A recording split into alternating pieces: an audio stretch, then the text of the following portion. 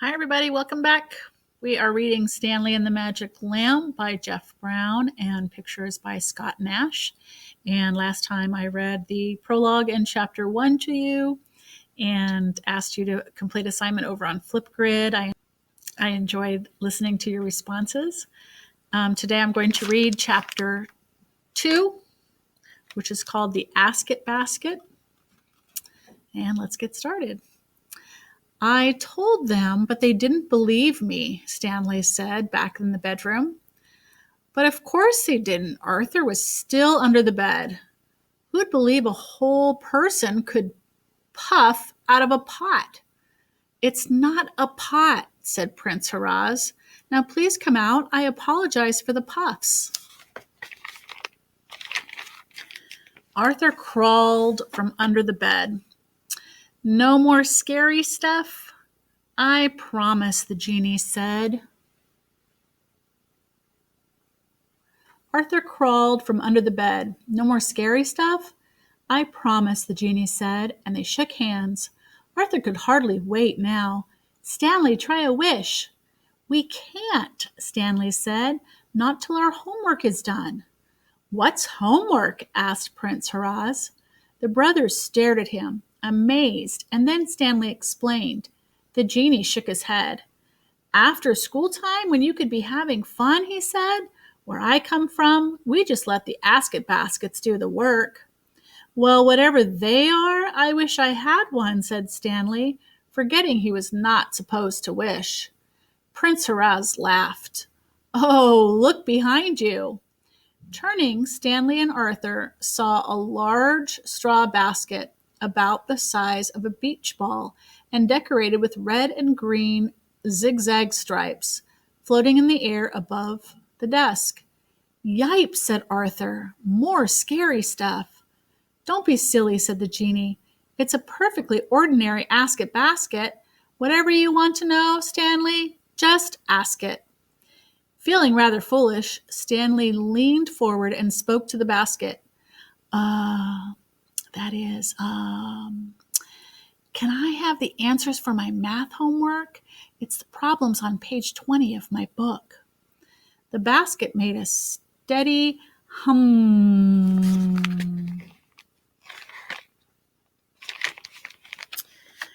A steady sound. And then a man's voice rose from it, deep and rich like a TV announcer's. Thank you for calling Ask It Basket, it said. We're sorry, but all of our answer genies are busy at this time. Your questions will be answered by the first available personnel.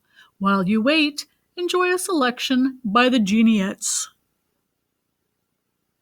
Stanley stared at the Ask It basket. Music was coming out of it now, the sort of soft, faraway music he had heard in the elevator of big office buildings. Prince Haraz shrugged. What can you do? It's a very popular service. There was a click, and the music stopped. Now a female voice, full of bouncy good cheer, came from the basket. Hi, this is Shireen. Thanks a whole bunch for waiting, and I would like at this time to give you your answers. The first answer is 5 pears, 6 apples, 8 bananas. The second answer is Tom is 4 years old, Tim is 7, and Ted is 11. The third, wait, Stanley shouted. I can't remember all this. A written record created especially for your convenience is in the basket, sir, said the cheery voice. Thanks for calling Ask It Basket and have a real nice day. Lifting the lid of the basket, Stanley saw a sheet of paper with all his answers on it. Oh, good, he said. Thank you. Can my brother talk now, please? Arthur cleared his throat. Hello, Shireen, he said. This is Arthur Lambchop speaking. For English, I'm supposed to write about what I want to be. Certainly, Mr. Lambchop, said the basket. Just a teeny moment now to make sure the handwriting. There, all done. Arthur opened the basket and found a sheet of lined paper covered with his own handwriting. He read it aloud. What I Want to Be by Arthur Lambchop. When I grow up, I want to be President of the United States so that I can make a law not to have any more wars and get to meet astronauts. And I would like not to have to go out with girls who want to get all dressed up. Most of all, I would like to be the strongest man in the world, like Mighty Man, not to hurt people, but so everybody would be extra nice to me. The end.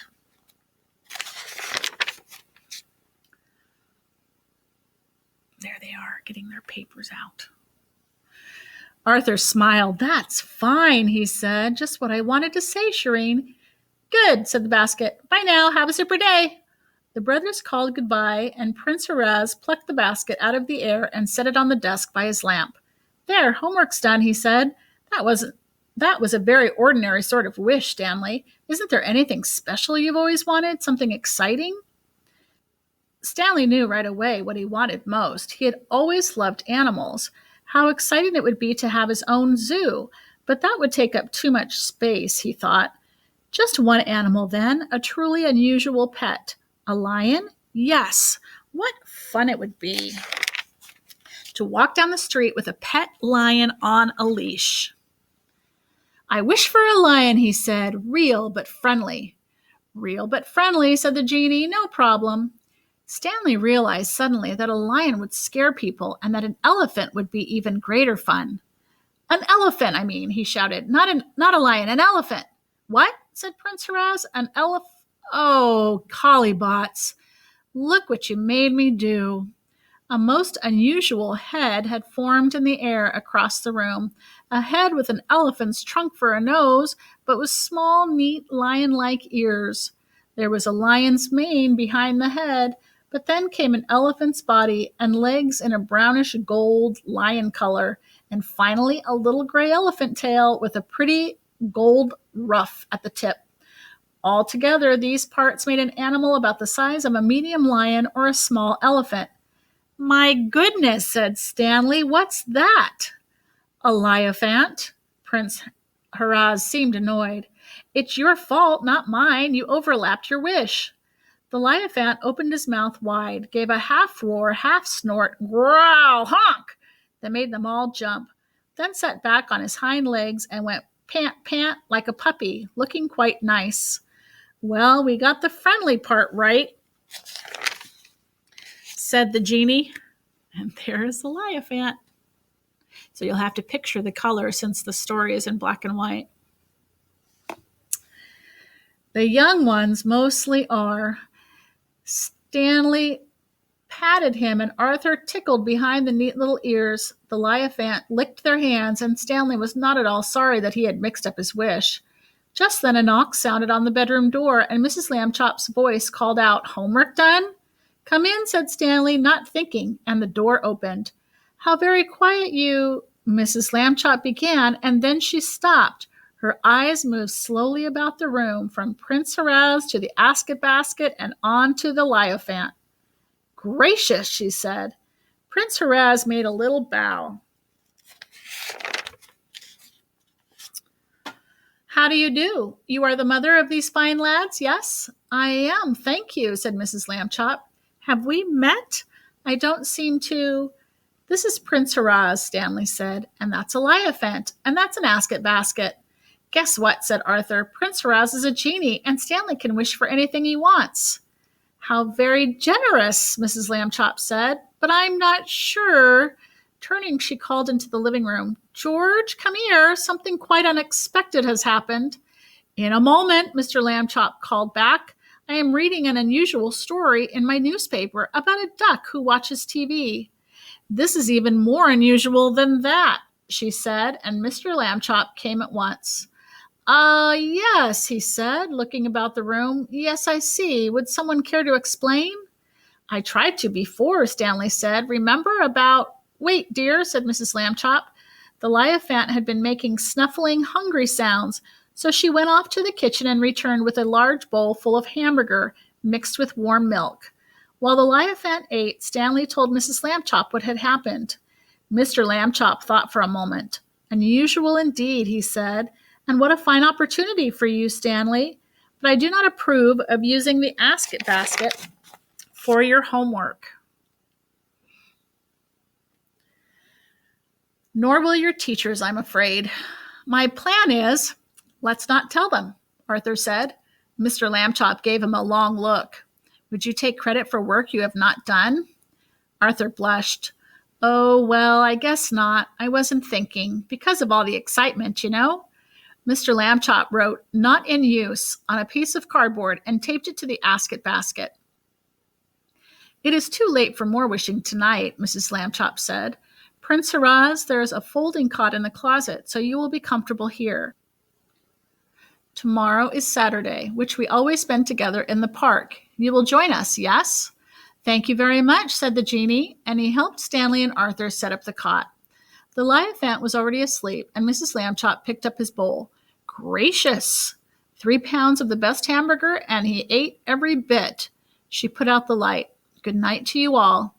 It was quite dark in the bedroom, but some moonlight shone through the window. From their bed, Stanley and Arthur could see that Prince Haraz was still sitting up in his cot. For a moment, all was silent, except for the gentle snoring of the Liaphant, and then the genie said, "Sorry about the snoring. It's having all that nose, probably." "It's okay," Arthur said sleepily. "Do genies snore?" "We don't even sleep," said Prince Haraz. "Your mother was so kind, I didn't want to tell her. She might have felt bad."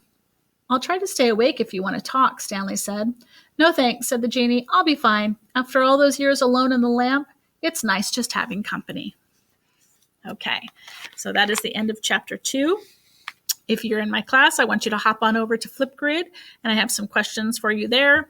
And if you are not in my class and you would still like to think about the story, I would like you to think about what animal you would wish for. And I'd like it to be a combination animal, like Stanley's animal. He wished for a lion and elephant combination. What combination animal would you wish for? The second question is, if you had an Ask It basket, what would you use it for?